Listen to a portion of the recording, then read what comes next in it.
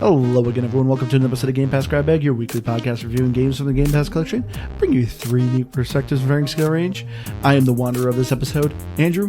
With me, the one who believes root is the main ingredient in root beer, Keith. Hello. And the one who easily gets lost between worlds, Liz. Hey guys. This week, we decided to play Remnant 2 by Gunfire Games. Remnant 2 is a third-person action RPG Souls-like. I'd say the last one was a bit more Souls-like than this one, but some people still describe it as this Dark Souls with guns. But Remnant 2 is, you play as a character who is known as the Traveler this time around. Yeah, the first game you were the Wanderer. But you come across an old settlement from the human race called a Ward, and you discover, the Root, which was the main enemy in the first game, is slowly dying on Earth, but, it's still there, and you have a companion that's sick with the Root, so you're trying to get to the Ward in order to save your companion and basically uncover what's going on with the rest of humanity. But going around, Liz, why don't you start us off with this? For me, it's a game. It's hard because I definitely think I like this game more, but I had issues with the difficulty. And so I feel like halfway through playing it, I really just wanted to play multiplayer. I was playing on the easiest, I think. And even you thought it was crazy how many elites I was finding. And especially like the last one, it took you a couple of tries to kill him. Like you kept dying. And it was just like, this is not the beginning of a game, beginner difficulty. And so maybe I just suck. That's fine. But so it was a bit harder than I would have liked, but there's so many elements of this game that I loved, and playing with Andrew, it was a lot of fun. So I'm gonna give it a game.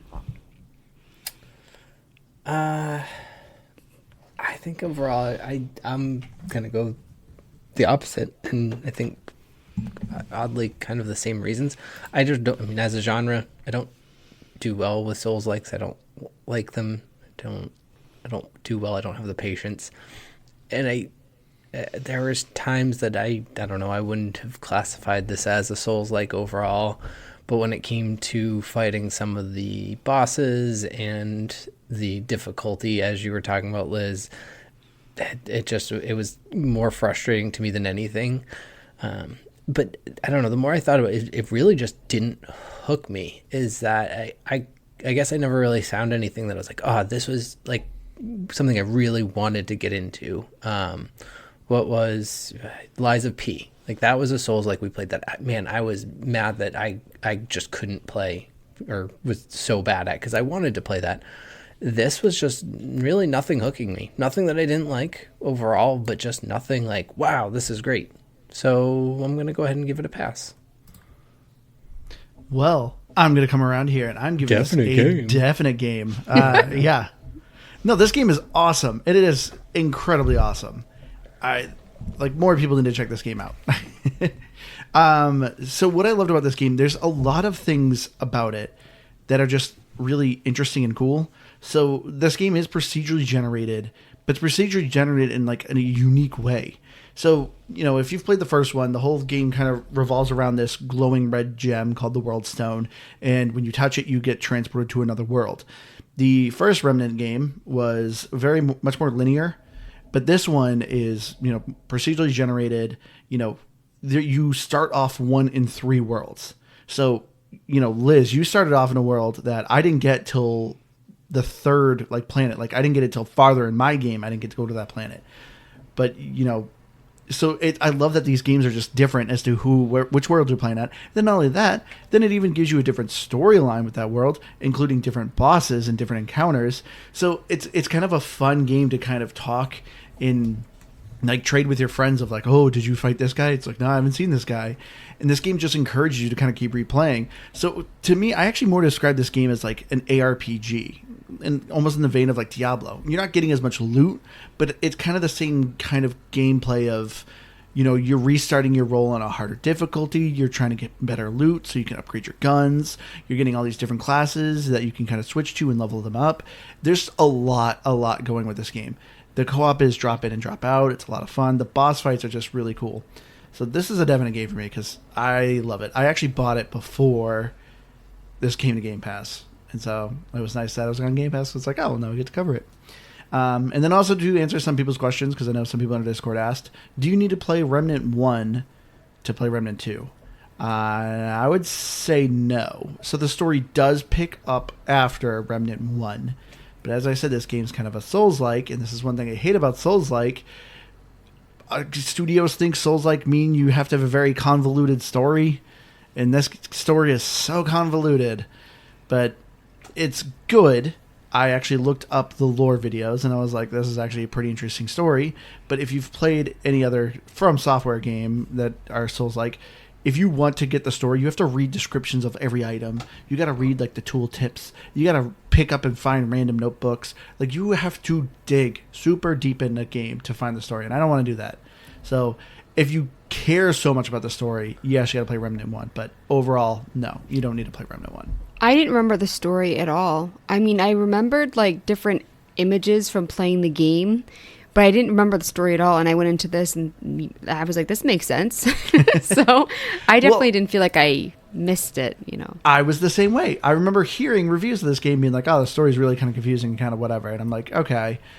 I was playing it. I'm like, no, I kind of get what's going on. Like, I remembered a good amount of the first one. You know, as I said, there's this evil plant, zombie-like creatures called the Root. They're literally tree trunk creatures that are made out of root-like material. And they've invaded Earth in the first game and wiped out majority of humanity. And, you know, in the first one, you were trying to stop the root from spreading on Earth.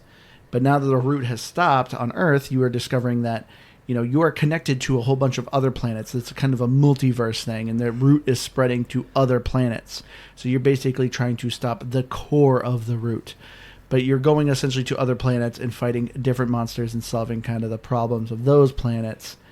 But yes, I agree with you, Liz. For the most part, I was like, I get this story until the end. And then the end, I was like, what the hell was that?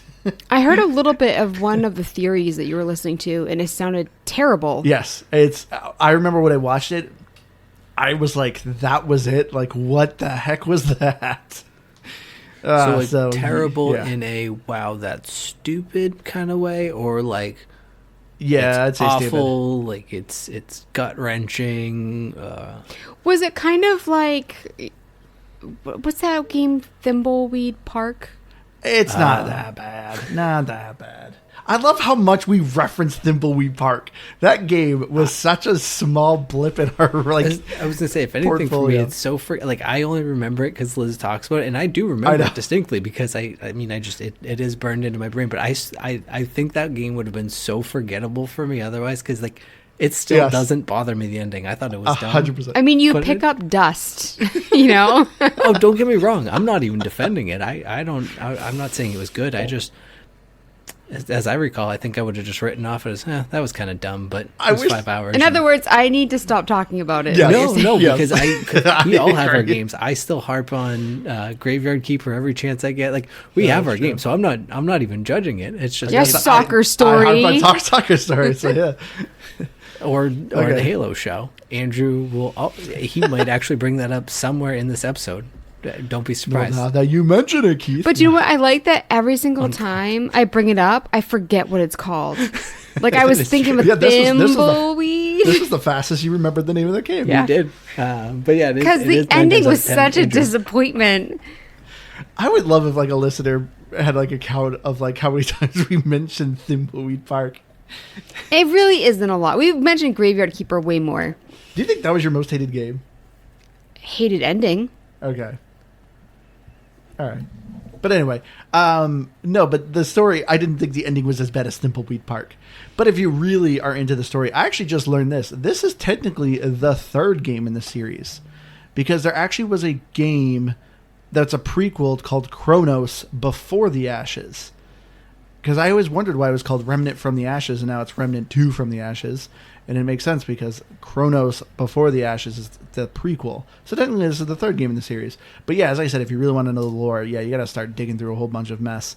But honestly, the story I liked, because I liked what was going on. Because as I said, you're traveling through each different planet, and you know, you're getting a lot of context clues of seeing what's going on. You know, a lot of dead bodies and burning going on usually. As a spoiler alert, that's usually what's going on a lot of these other planets. But it's kind of cool. You're still getting lore of what's going on. And the planets are incredibly diverse. You're going from an old kind of medieval elf world to, a foresty world, then to like a techno world with like a bunch of robots. Really awesome. I loved the world building in this game. See, I feel like I've been stuck in the world that I'm in for too long. The forest world. And it's just becoming to look way too red. And I also, because... Sorry, I don't know if our dog's picking up. Our dog sees a squirrel in the backyard. That's pretty loud. That was me typing. Just keep going, Liz. Okay. Daisy's just seeing a squirrel. She just sees a squirrel. But yeah, so for me, I feel like, I've seen images of the other planets, and I wish that I had seen them, but because I feel like when I first went to it was the forest world, right? Yeah. Asia is the name of the planet. Yeah, it was kind of enchanting looking, but now that I'm just running around, everything just seems too red. And then it's also... At first, I thought, like, I don't really need to look in every nook and cranny. There isn't a lot to loot unless you kill bad guys. And then Andrew's like, no, you're wrong. There's, like, secret walls that you have to shoot, secret walls that you can just walk into where there's no door, lots of different puzzles.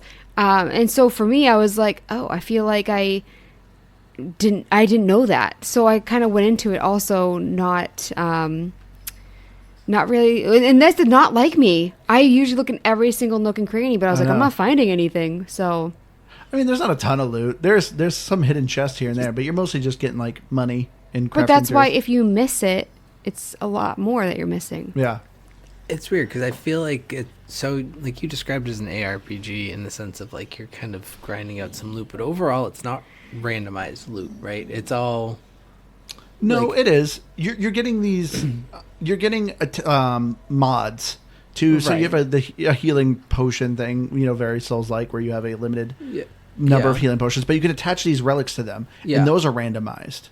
Yeah, but overall, like I'm talking about. But no, you're not getting guns. Yeah, you're not getting guns and armor. No. Yeah, the gear that's available. It's if you go to this chest in this area, this is what you're going to get in that area. It's this ring, it's this amulet, or whatever it may be. So it's, I think it's and I know you said like or similar to, but I think it's a bit generous to say that it's dungeon crawler like in that aspect, or really in any aspect, because I think it's a set loot.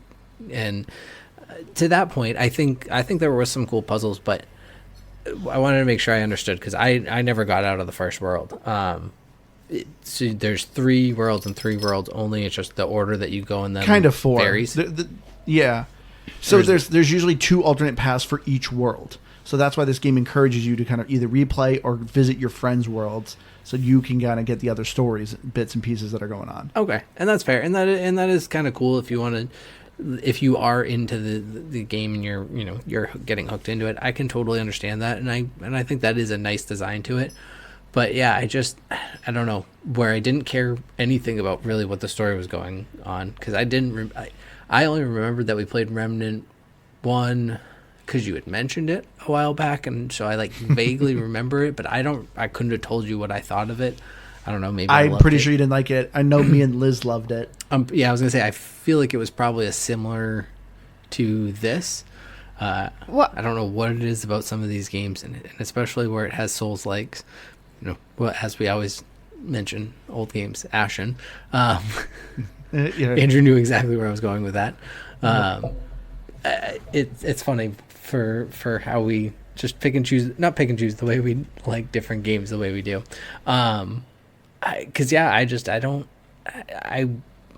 liked some of the map design and like the little nooks and crannies hiding, like, oh, okay, normally this is just a full wall, but you can actually crawl under the wall this time if you look that area, and so it's neat. And there were some cool little puzzles behind them, one where you had to find the hidden numbers on the walls. I don't know if you guys found that one. Yeah, that one's cool in the sewer. It's like glowing numbers. But it wasn't enough to, I don't know, make up for everything else, because I also was on the easiest difficulty. I was looking at it because I was trying to go to an easier difficulty, and I went, oh nope, I'm already there. I had been on that, and I felt like for the most part when I was running along through, I don't know, just taking out random mobs, everything was fine and easy and really not all that difficult. I would die here and there, but not like frustratingly. But the I don't know, I think the one boss I tried to fight, the Night Weaver, I don't even know if she's a big boss. Yeah, she's the final boss. So you got to the final boss. What? No. Yeah. Wait. Dreamweaver or Nightweaver? Maybe Dreamweaver? Is it a giant, like, banshee-looking creature that's crawling around? Both. She was flying around outside first. That's the final boss of that world, Keith. Well, I mean, of that world? Yeah, that's probably why it was very difficult. Because, yeah, if you beat that boss, that's when you traverse to another world. Okay, and that makes sense. But still, it was just annoyingly hard. And because the overall combat, you have a roll. And I think this is a Souls-like thing. But you have a roll, and you have an attack. And a sprint. And if you sprinted away from her, all she did was just attacked you in the back. And if you dodged the one dive attack she had, well, then she'd just slam the ground no matter how far away you got, because you couldn't get far enough away. And then you could shoot the crap out of her, and I could get through that first phase. But then that second phase, by golly, I had no health left. So it was just stupid, and I got frustrated. And then I started doing other stuff, and I was kind of having fun because I was killing stuff, but I was pretty much ready to be done. I knew I wasn't going to get past that boss. Yeah, Andrew, you didn't really warn me about the difficulty, because I asked you at the beginning, like, should I do the easiest difficulty? And you're like, like, and if I can't imagine playing on a higher difficulty, because I'm pretty sure I did, because I told you guys it was a Souls-like. No, because you... I feel like you did, or at least I might have asked you, because I think that's exactly why I started on the easiest difficulty. But even you were struggling with one of the elites. It took you multiple tries to kill the elite for me, because you knew that I was just done. It's because your gun sucked. I had just bought this gun because Andrew told me that, like, oh yeah, you have to find the guns out in the world. No, you can buy them from someone. He didn't tell me, because, like, I had this rifle and he was like, oh, that's a beginner rifle. You can't even do mods. But I was leveling it up because, like, I wasn't finding any more guns that were rifles. And so he eventually figured out after how many hours of playing? I have like 30 hours in this game, and I didn't realize that there's a gun vendor in the main world. So I always thought you just had to find the guns in the world. I knew, like, the people that upgraded and, like, made the mods for you and stuff. Yeah. But you told me, like, no, you have to look for them. So I didn't look around the base trying to find somebody. I legitimately didn't know. I'm just saying you can't blame my guns when it was your fault. And also, you tried again with my new guns. You tried again with my new guns, and you died. Well, you picked a rifle. I don't like rifles. The assault I rifles also had the AR or whatever. Yeah, and I killed the boss with that gun. Yeah, and I told you to switch the gun. You didn't listen to me. But anyway. I didn't... I think I put in maybe close to 8 to 10 hours, and it was probably 75% of my playing that I figured out that I could buy armor, and that was because I was like, there's got to be I can't just keep doing this. Everything's like one-shotting me. And so then I just looked around and I found the armor vendor. I never did find the weapon vendor, though. Found the person who would upgrade He's at my the firing stuff. range. His name's Barnabas. Okay. Or Barabbas. I don't know. I had a pretty decent gun. Sorry, Liz. I cut you off, though. Oh, that's a Mudtooth's kid, right? Yep. I listened to the beginning and ending of our first episode because I wanted to see if we had given it a game and if, what score we gave it.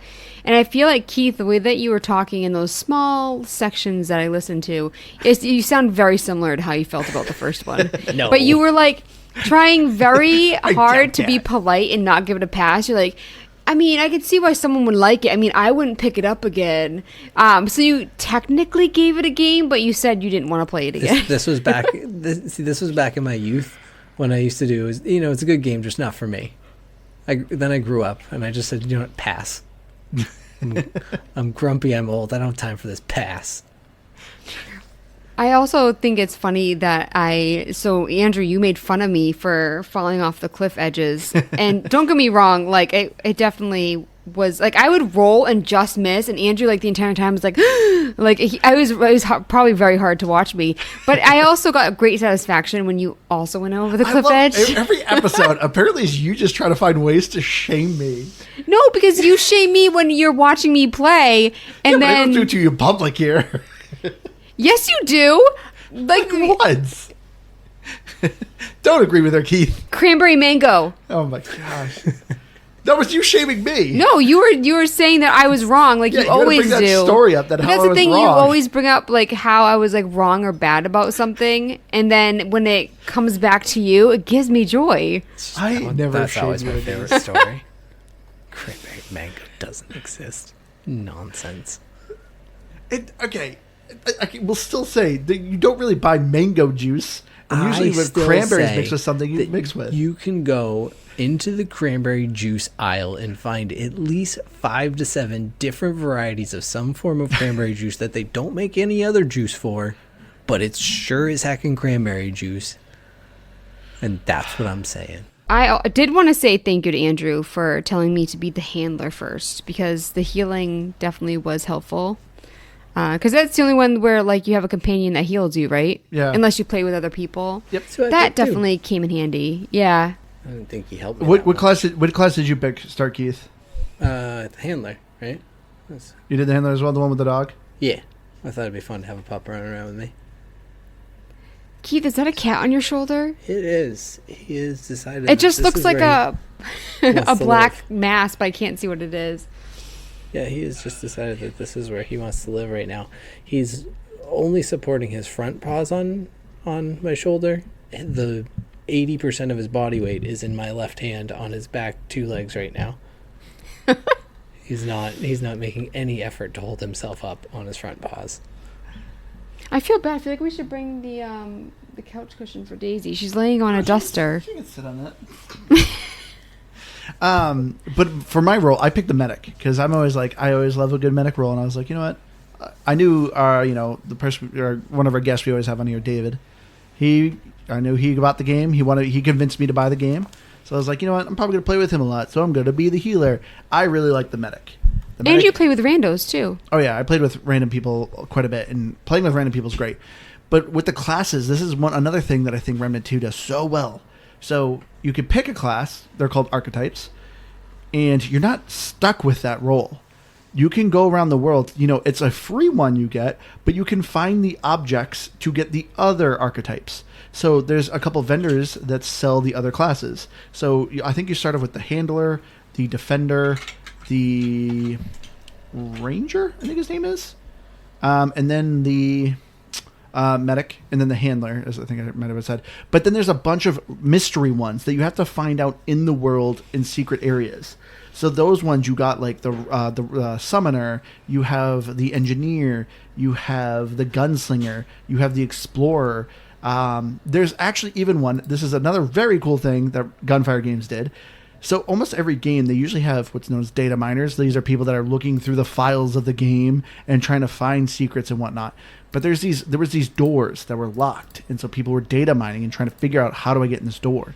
And from data mining, there's actually a secret archetype that is essentially available to data miners. So people discovered that there's this hidden, I don't know if you can do it on Xbox, but yes, there's another class that is kind of hidden in the game that they kind of rewarded data miners to look for. Which is just really awesome. Like, how do you then get, like, can you only get it if you've data mined it, or do you be someone finding it now? Everyone can use it basically. So I think from what it was in the PC, I think what you have to do is wear corrupted gear, so you can access it on the Xbox. I can't remember what the video is. I can't remember what the class was called. I want to say it was like the Ritualist or something like that. But you had to wear like corrupted gear in order to open this door, and it brought you to like an infinity room. It literally is like an office building that's like an infinity room, and you have to follow a certain path, and at the end you get the item. So it was because of data miners that you're able to figure the path out. So it's because of the data miners that you now can access it online and figure out how to do it and get the answer to the puzzle.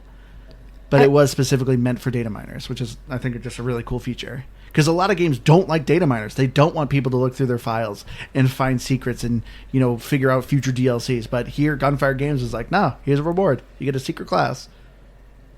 I don't know. I feel like to a certain degree, games have always, I guess, hidden things in for people who hack the games. And in some ways, good ways, some ways, bad ways. So I guess it's just like a fun little game developers have with people who do that.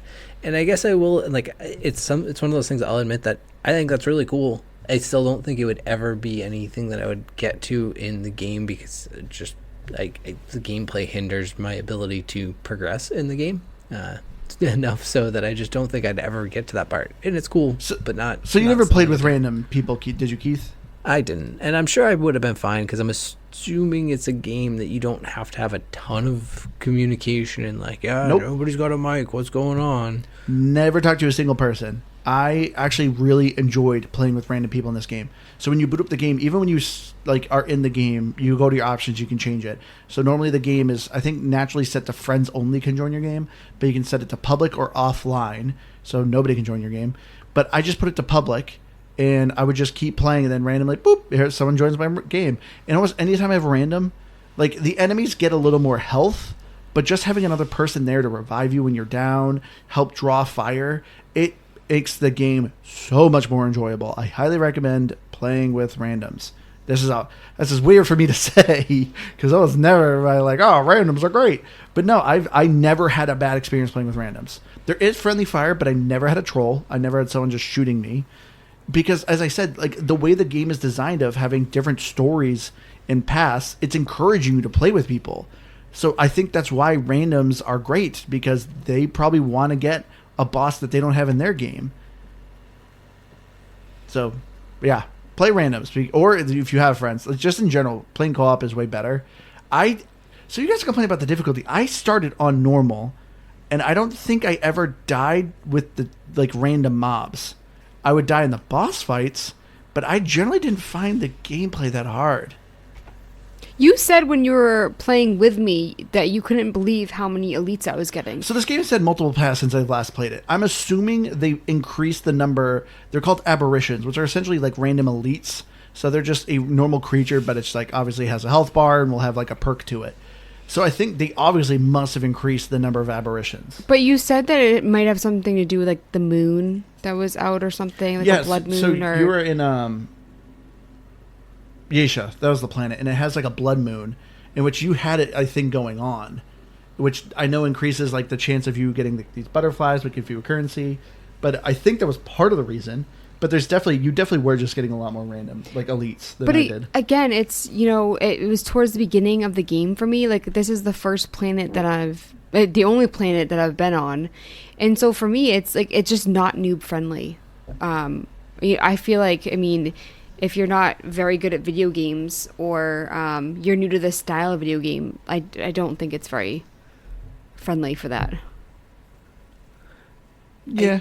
I don't know. The one thing I will say is that it's maybe a little easier than, I don't know, maybe say Lies of P. And I would imagine some of the bigger ones like the Elden Ring and things like that. Because even with the guns, it has like a pretty good auto aim. So like that's in the favor of user friendliness. But overall, I just struggle with patience in these types of situations, and I want to hack and slash my way through and treat it like a Diablo, but I have to be more, patient and resilient and all of the things that I'm unwilling to do in most cases of video games. I'm just like, screw it, this is it for me. And one thing it also doesn't do from a quote-unquote Souls-like perspective that is very user-friendly is you drop no equipment, at least on the easiest. There's no penalty for death. But yeah, you keep all of your equipment, all of your currency. There's no degradation or anything of your equipment. So it's very, very user-friendly and, overall accessible in that aspect, I would say. Yeah, I kind of disagree with you about Lies of P. You think Lies of P was easier than this? Not easier, but like the pacing of the enemies.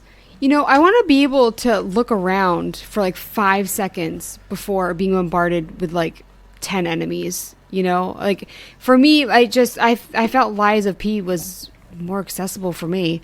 I do agree with Keith that I think it is great that you don't like lose your items and stuff like that, but overall it wasn't fun for me that it was like a non-stop horde where I think I wanted to kind of look at the surroundings more and read the journals and like look through like the nooks and crannies and stuff, and I just felt like, just get me out of here. So I just felt like the pacing was really awful. I feel like your image of this game is being jaded just because of the area you're on now. You're in an area where there's a lot of flying creatures, and yes, they are bombarding you. And you and flying creatures in any game, you do not do well with them. But I feel like when you were playing before, like in the regular forest, when you just find like the little roly-poly guys, like you had no issues with them. Yeah, that was fine. But at the same point, like, how much longer do I have to deal with this before I get to a section that doesn't suck? And this was a game for you? No, it's just For me, like, I know what I'm saying is I agree with you, but the fact that like this is towards the beginning of my gameplay, this is the first planet, and I'm already having kind of this like big struggle. That it's for me, I'm like, is it going to get worse? I mean, you're saying it's going to get easier, but you know, as somebody who hasn't played this game, like I don't know that. And that blood moon is away now, and you beat that thing that kept killing you. So.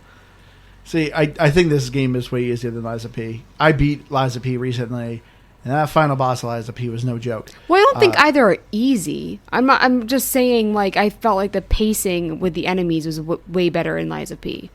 I think so, but I think that it has to do with the style change, and I definitely doesn't really give you a lot of time for reading bits and bobs that you find around the world, because even those, like most games, will pause when you do that. And I think maybe because I had it as online actually too, I think I had it open to friends only, but it never paused for me when I opened any of that stuff. So it was, you know, there was no time to do really any of that if you're getting attacked. But the use of guns as a heavy attack, and you know, really no ammo issues or anything like that as a whole, it felt like you could clear mobs out quicker or quickly enough that, I don't know, I had some breathing room here and there, because I was, as I mentioned, I was still on the easiest difficulty as well. But I think that was the reason for the increased mobs, was the ability to kill them quicker.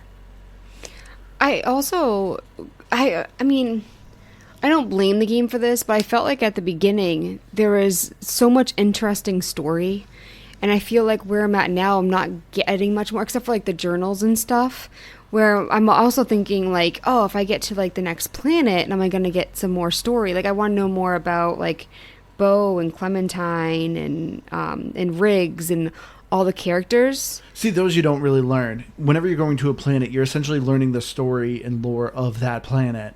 But yeah, to actually I'm know the invested characters is when you go back to the main world. I'm invested in Word 13 though.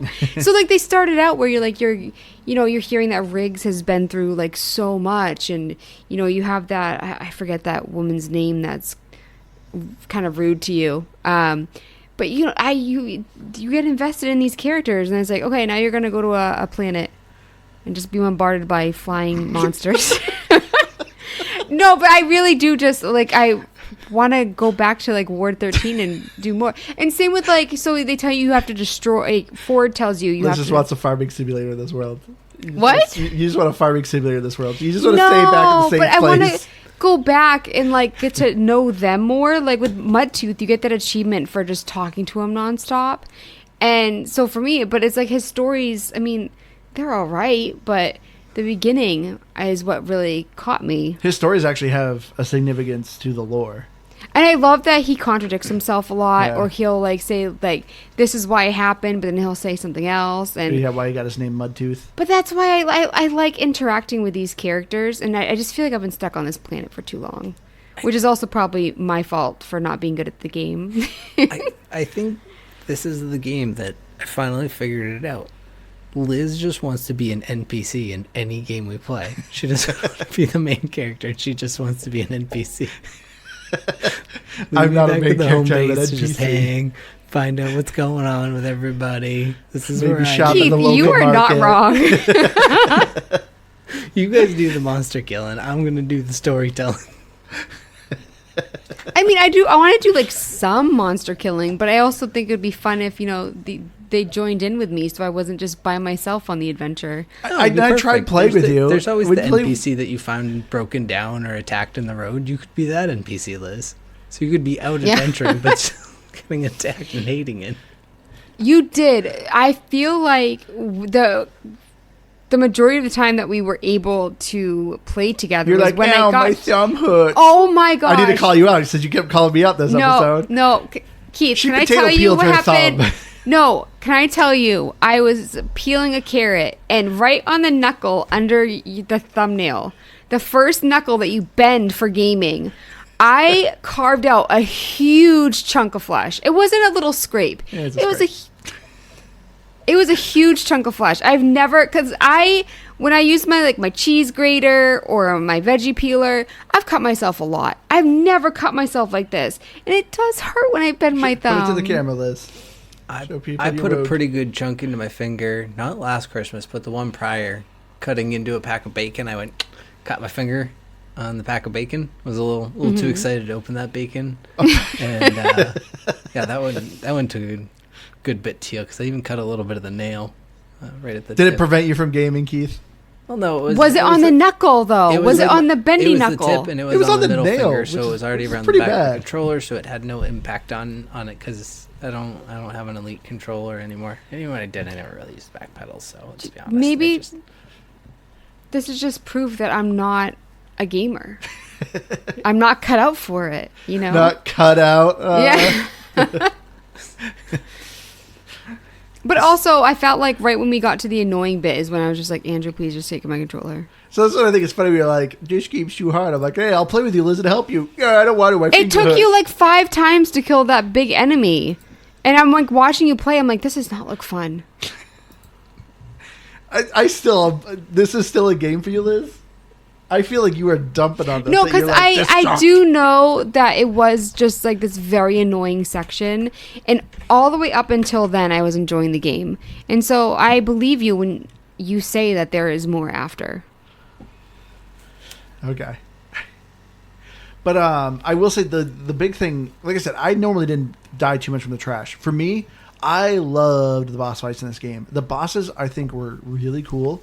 And the awesome thing about the boss fights as well, usually when you fight a boss, they kind of have like a special attack. You know, as in like most Dark Souls, you know, you like someone has like a cool weapon or something like that. In Remnant 2 here, when you kill the boss, you get an ingredient, and you usually can create what's known as a mod, which is like an attachment you can put on your gun, and you get that ability. So usually when you find a boss, the guy creates a giant circle, and if you look at him, you're taking damage. It gives you madness. You kill that guy, boom, you get that ability. You can now attach it to your gun, so when enemies are attacking you, if they look at you, they're just taking damage. It is really cool. There's other ones where you can shoot like a poison arrow. There's one I love where I shoot this slow-moving ball of electricity that just chains to everyone and just starts hurting everybody. That was like my first boss I killed ever, and I am still using that mod. Oh, I have that one. But I love the mods are mix and match. Like, you're not pigeonholed. Like, literally, you could be in the middle of your run and just be like, nah, I don't want this mod anymore, and just switch it. No penalty. I had that one, and I think I had one that was like a grenade launcher. Yep. There's one, that shoots call traps. And you can can upgrade those too, right? They're called. This is the other cool thing. So you are leveling up your archetypes, which gives you new perks, and every once in a while, it gives you a new ability. You can level each archetype up to level 10. But, you get these things called traits, which are essentially kind of like you putting in points to buff up your character. And so the traits will vary from like, you generate mod damage. There's ones where you can refresh your mods quicker, increase your max health, increase your stamina, increase your defense. But a lot of these traits you just have to naturally find in the world. When you unlock an archetype, you get a new trait that's normally associated with it. So like the Defender, he's kind of a big beefy guy. You get a trait for him where like you can reduce your encumbrance and you can carry more weight. But I love this trait system. This is once again encouraging you to play with your friends because you just find books that give you the trait points. And of course, every time you kill a boss, you get a trait point. So it's just encouraging you, like very typical of an ARPG of you grinding, going to other people's dungeons, and getting buffed up with trait points. Well, so there's no cap to them then? Each trait can go up to 10, right? But there's a ton of different traits. Cap. Like everything can be maxed out. Yes. Okay. Except for the archetype. Archetypes max out at level 10. But eventually, too, you can equip 2 archetypes. So you can have 2 different, and you can mix and match those. But yeah, there's a lot of customization in this game. I think this game is it has a lot of things going for it that are just fun. And just are grindy, but rewarding grinding. See, I didn't find any of the stuff that you're mentioning now to be grindy. I got excited every time I got a trait point. Or I got a new mod. Oh no, it's exciting. I'm not. I'm saying like at this point where I'm at, I'm not finding it grindy. So yeah. I'm saying something positive, Andrew. And I love that feature in games. Yeah, I absolutely love that. And so I mean, at one point I did complain because I was like, I wish I could cycle through 3 guns because I felt like that would have been perfect for me because I really wanted like the pistol, the rifle, and the AR. But You need to play even like the Borderlands. 4 weapons. wait, did I play Borderlands? No. Actually, no. I lied. You played for like 30 minutes. I had you try it, and you were like, meh. But this was way before, like when we were dating. I remember I liked watching you play it. Yeah. I think you would like it now. Now that you kind of understand video games, I think you would like Yeah, I think I Borderlands. would too. Fortunately, it's on Game Pass. Patreon. Huh? Could do that. But yeah. So I think the gameplay overall is just a ton of fun. You guys, I think, just missed out. Just you didn't want to play with randos. It's very possible. My tendency, especially, it's really weird. I'll play with random people all day, every day in like first-person shooters, team-based games.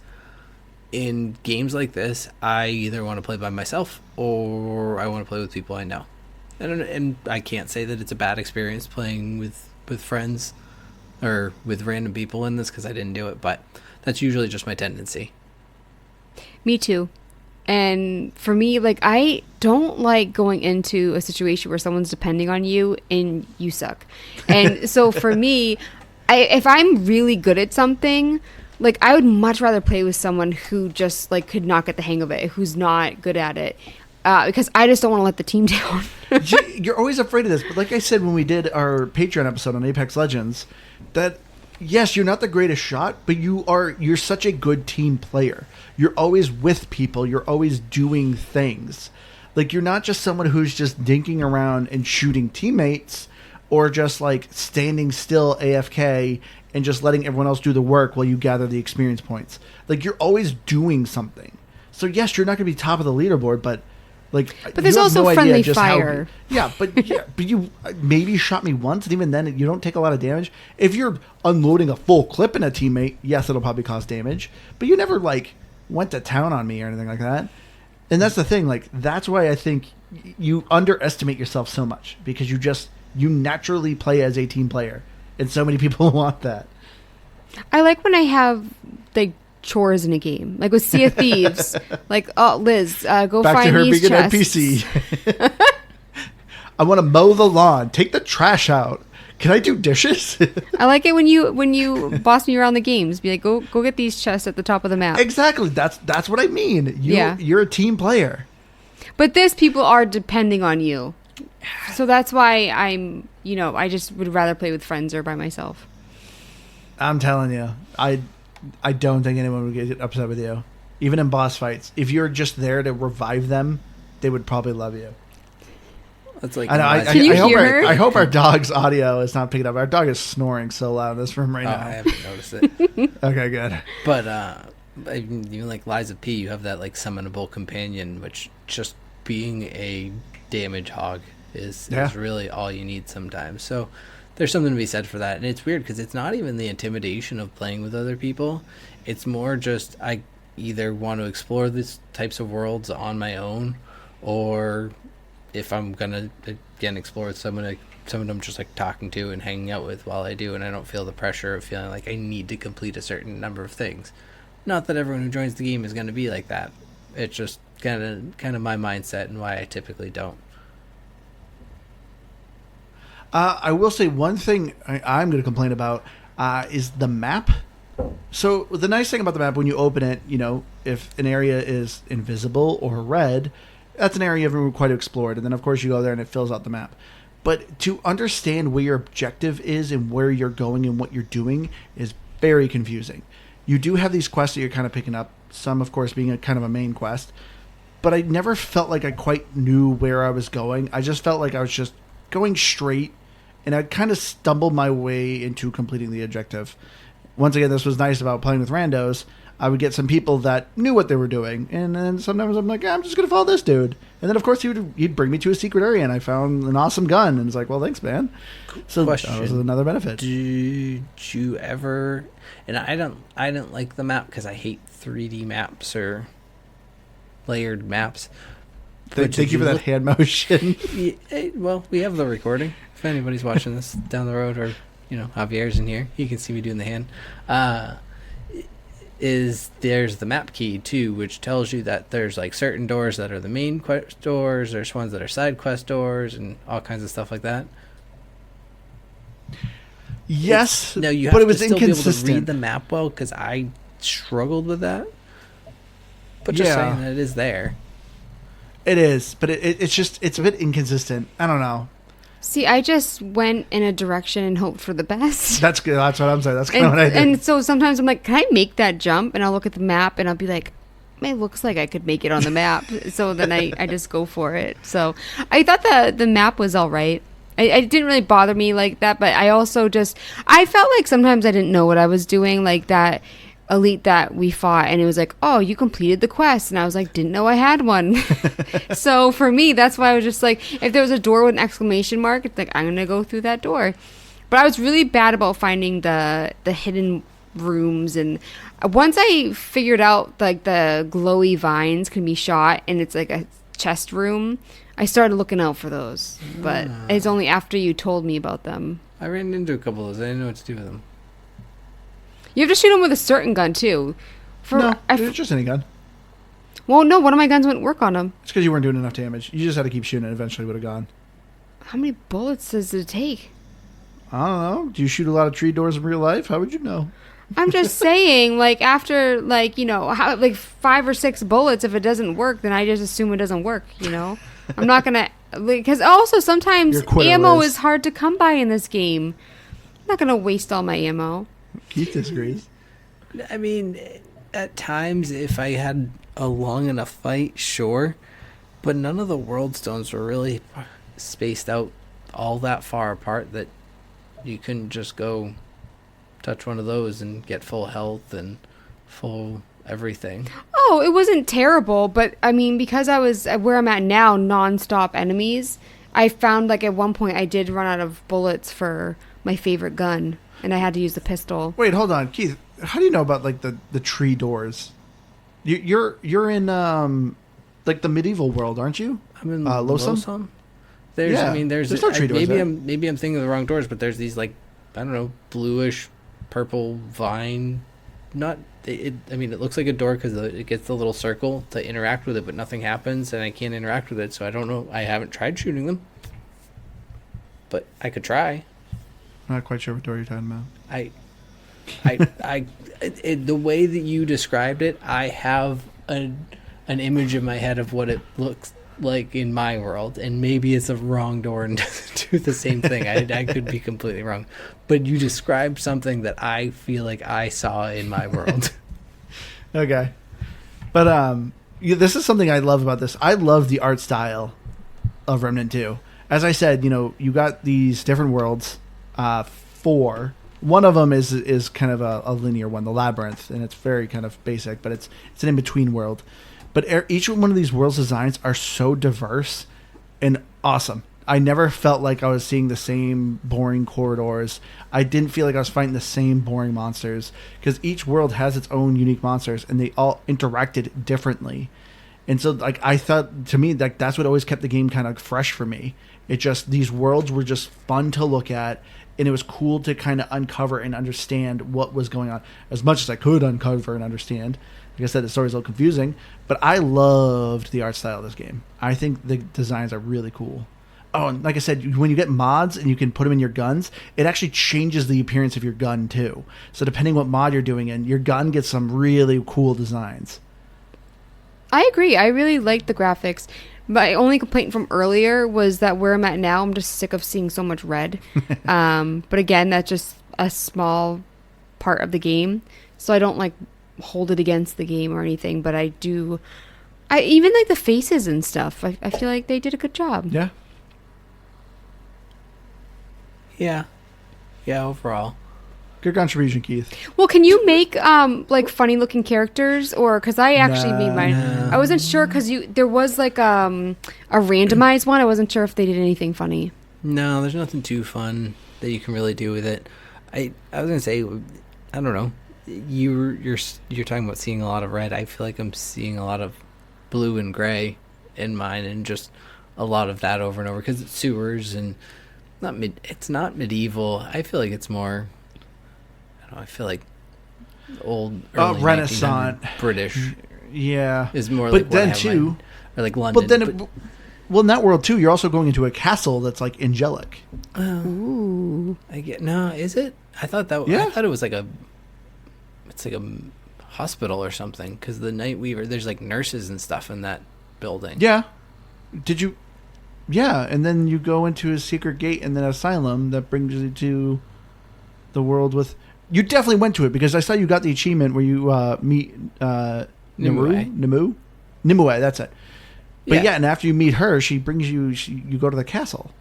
I guess. I mean, I played this in 2 different blocks of time. I played this a couple weeks ago, and then I picked it up and I played it for another handful of hours this week. And so my recollection of some of that stuff is a little bit off. But overall, Dealing with 2 Liz's here. no, yeah, in some ways, but I'm not really. really 'Cause jealous. Castles, blue and gray. That sounds so much better. I don't know. Like I said, I'm not trying to downplay it. I just think that each area probably had a pretty specific color set that after a certain amount of time it gets a little bit too much in all of them. Yeah. I thought it was really cool. I thought it was an interesting atmosphere, and I could see as long as the other ones are unique, then yeah. But I am curious how many of them. I don't want to say have like full on just here's a redesign, but it's the same type of thing. But is it sort of the same idea of like, all right, you have this, these 2 different types of small enemies, one shoots, one doesn't, and then you have a big enemy, and this one, charges, and this one doesn't, or something along those lines. No, the enemies are actually really fully diverse. So Liz is playing in a world. So, like I said, when she first was playing, she was literally fighting these guys that are spike balls that are roly-poly that kind of just roll after you. Then she would get some snake creatures that would do some shooting, but they still did a lot of melee. But now she's in a different part of her world where she's literally fighting flying creatures that kind of shoot, or they'll grab her, pick her up, and drop her from a high ground and could instantly kill you if you're not fast enough. And then, like you said, in your world, you're fighting people with rifles, swords, some werewolf creatures. You're fighting guys with chainsaws. Like it's. So then there's like the sewers, and then there's like these weird slugs that are very slow, but if they hit you, they do a ton of damage. And they shoot you with lightning and all that. So yeah. That's why I was curious if they were just like, hey, this one shoots some sort of lightning or some sort of elemental, but from a distance. And then the third world is robots, so they all also act pretty different. Okay. If I remember, your friend David said that he liked the planet that I was on. Yeah. The world. But this because I almost just said I love trees. I love. You do love trees. I do love trees. I love forests. I love stuff like that. But Keys just sounds so much cooler. Maybe just because they don't have a lot of flying enemies. Maybe that's why. No, there's actually a lot of like underwater. angel creatures. And then they pop out at you, and that's kind of annoying. And when you get to those little slugs, they are nonstop, pretty much. You kind of just watch them. I got to an area where they couldn't follow me, luckily, but my dog just sat outside the door, continuing to fight them. And as I was looking around, it was the number puzzle room. As I was looking around, I could just hear the fight continuing outside the door. Good so luck, they just dog. never stop. Left the dog. Wow. Yeah, poor guy. Which kind of a miss. You couldn't name your dog. That's kind of lame. But you can pet the dog, so That's true. You got that going for you. I'd rather pet the dog than name it. I did not look, Keith.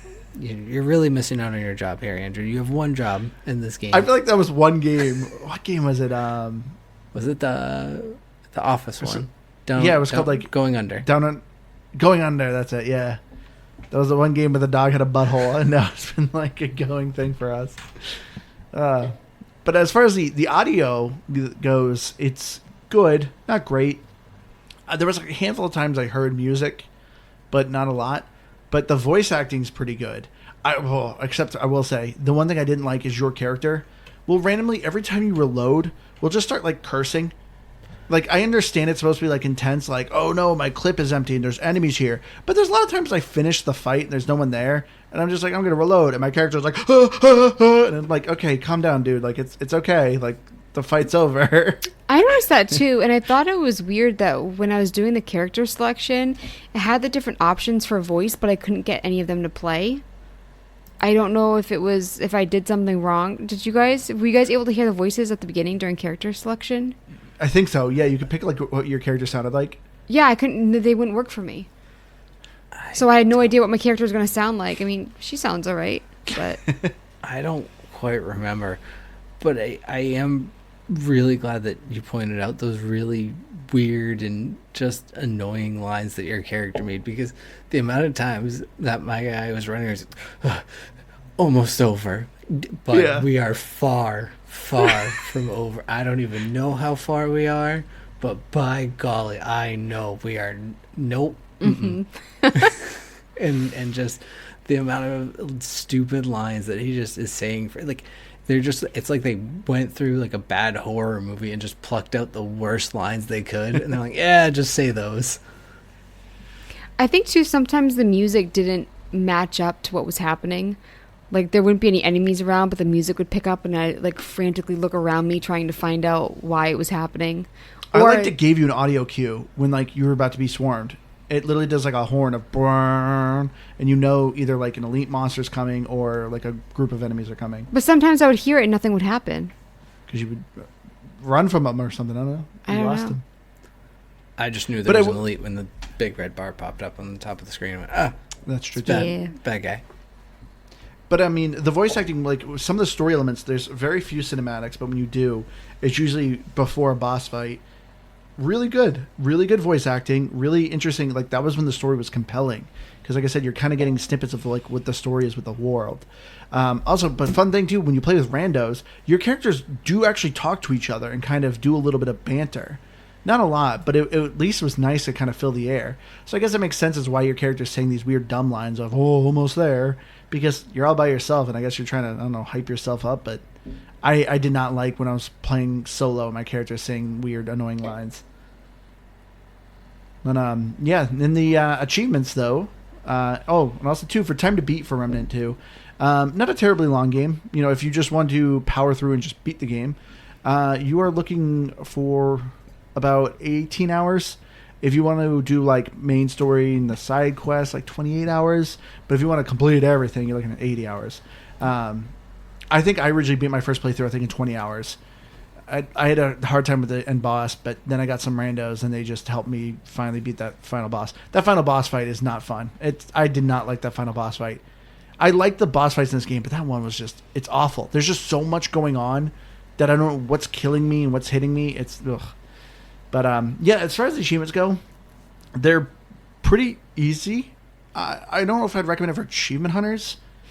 Yeah, Andrew, you're at 680 out of 1,250 gamer score with 36 out of 55 achievements. Keith, you got gamer score of 90 with 7 achievements, and I got 70 with 6 achievements. Now, there's no super hard achievement. The only one that I would say is kind of hard is you need to beat a boss solo without taking any damage, which isn't too hard. There's one particular boss when you're in the labyrinth that are these cubes that are crushing you. And there's some things that shoot at you, but it's very slow, very easy to see. And, you know, that game, you know, if you get crushed by a cube, it's an instant. You're done. You got to restart. So it's kind of one of those things of like, you could probably avoid the few bullets that are coming at you. And it's a relatively easy boss. You could probably get it there. But besides that, the achievements are all very obtainable. So if you're an achievement hunter and you're willing to spend 20 plus hours, you could do 1,000 in this game. But yeah, so we'll get into our final thoughts here. I'll go first with this. So, because, you know, these two have just been poo-poo in this game, and I will not have it. I had compliments in there. Remnant 2 for me, this game is a ton of fun. It does a lot of just really cool things. This isn't just, oh, it's Dark Souls with guns, you know, you're shooting some guys. It is that, but it just has a lot of cool. The procedural generation in this game is just really fun. It's a fun mechanic. Like, when it first came out, like, and everyone was talking about it, like, it was just cool to talk to your friends, being like, oh, yeah, what'd you think of the first boss? He's like, I don't know what you're talking about. I'm in a world full of trees, or I'm in a world full of robots. So it's just cool that the game just throws you in these kind of different avenues of how you're playing. There's bosses that you may not see in this run. Play it again. Join some random people's game, which it is easy also, to join random people's game. It's easy for people to join your game. But you can have up to 2 friends play with you, so it's 3 people total within the game at once. but it's very easy to jump in and out with friends. I thought the customization's a lot of fun. It's great to explore. It's so cool when you're finding archetypes and you can equip 2 of them. There's just a lot of fun things to do in this game. And like I said, it's grindy, but like not in a bad way. I love to just jump, be like, I'm gonna jump in a random person's game. I wonder where he's at. What boss am I gonna fight with him? And gain some trait points, improve my character. Yeah, I think Remnant 2 is just a ton of fun, especially if you, like I said, have a buddy or two. You guys will just have a fun time playing together. And this is a very this is a very rare game where I'd say I highly recommend playing with randos. It's a good time. I'm giving it a 92. Check out Remnant 2. It's great. I am going to be willing to admit that I didn't get far enough. Willing to admit that I didn't get far enough into Remnant 2 to really say that I experienced enough of it. But that said, I just genuinely, even with the things that you're talking about, interesting as they may sound to me, I just don't think is something that would truly have hooked me into the gameplay. And I don't know why, but I genuinely wasn't. I couldn't get myself excited about it, and not even because of the times where I was just getting frustrated with it, because I found I still had plenty of other side things to do, and so I wasn't just trying to necessarily grind out strength. I was at least doing things to get stronger. Overall, though, if you're looking for, I don't even know if I would call it an entry into a Souls-like, but something that touches on the genre without being aggressively Souls-like, this is probably a really good place to start, and I would recommend it in that aspect. But that said, it's not for me, and you know, as I said, I'm too old for this now. I'm gonna pass on what I don't like, and so yeah, I will give it an overall 80 for a score, but I am going with my pass. It's surprising. I don't think you gave Liza P a pass. And, I mean, granted, we did give her a pass back in the day. But you liked Ashen, and that game was more brutal. Maybe it was. I mean, I think also my gaming taste has changed in 4 years, to be honest with you. Not immensely, but I just... I didn't love roguelikes as much as I did. Yeah.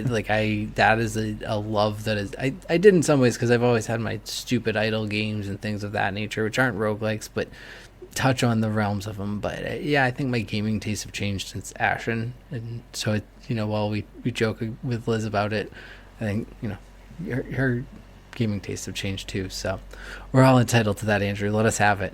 Stop trying. I'm to really judge curious. Like, Liz is starting to like a bit more of Souls-like games. I'm curious if we revisited Ashen, if she would like it. I definitely wouldn't hate it as much as I did. Yeah. I really disliked it. It still blows my mind that was the first game we picked was Ashen. I don't even know who picked why. it. I'm assuming I it was think you. It was you, Keith. No, I think it was Keith. But I think it might have been because you were playing it. I was like, that sounds like a good excuse for me to play it. But I'll have to say, what a weird pick for our first game. Well, technically, Sea of Thieves was our first game, but that episode was so bad that we ended up not doing Sea of Thieves till like a couple months later. I'm going to give the game an 83. And Sad. What? Sad. No, that's a good score. Because for me, I love so many elements of this game. But right now, I'm just at a point where I'm frustrated. And it makes me not want to move forward. And so I'm going to give the game 83 points for all the amazing stuff. But for the way it's got me feeling right now, and the irritation. And, I'm playing on easy. And it's making me a little bitter about the game. But that being said, I did compliment it a lot, Andrew, with the graphics, the voice acting, the story at the beginning. I like being able to go back and forth and talk to the characters and then just go back to fighting. And but I do wish that there was more of the story, So looking at Metacritic for Series X, 85 and 7.2. We see 83 is great. It's better than 7.2. It's not as good as 92. What? It's not as good as 92. It's 9 points less. I think you liked it 9 points more than me. Yeah. It's not like you gave it 100. Oh no.